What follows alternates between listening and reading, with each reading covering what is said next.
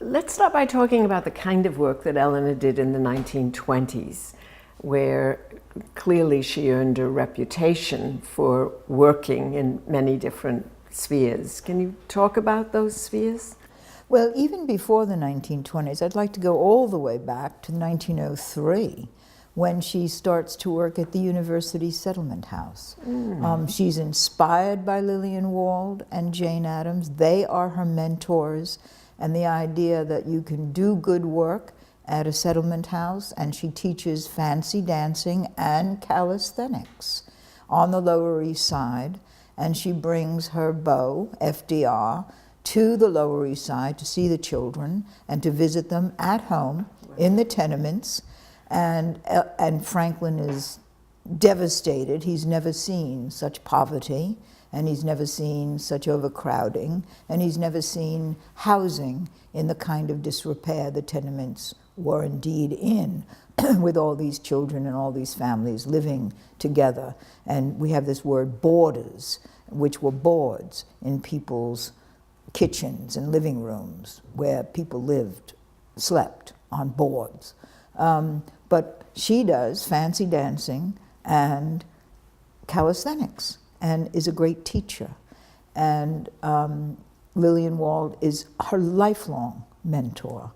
And does she continue? She continues to support settlement houses. Then when she marries FDR in 1905, she is Mrs. Franklin Delano Roosevelt, and very quickly he becomes Assistant Secretary of the Navy. They're back in Washington, and she supports, her very big interest there is housing. And there's a great effort to destroy the most disgusting, impoverished housing and build new housing in Washington.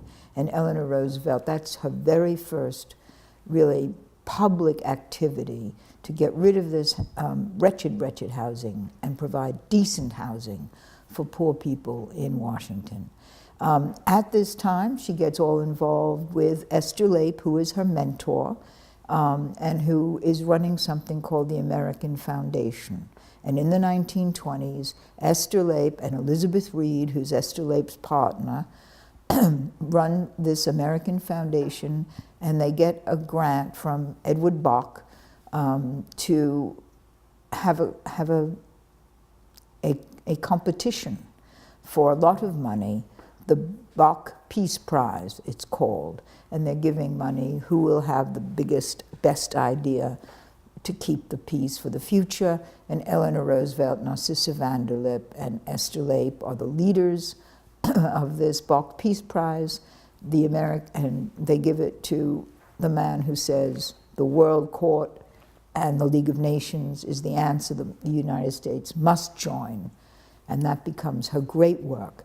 She also begins to edit this feminist newspaper, the Women's Democratic News, to push the Democratic Party into a progressive new alignment, to move it away from the Dixiecrats and get it into a progressive orbit, and to begin to fight for the things that she cares about.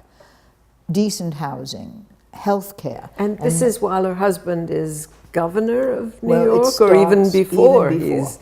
Even before he's governor. But it takes off when he becomes governor. It starts when he's Assistant Secretary of the Navy.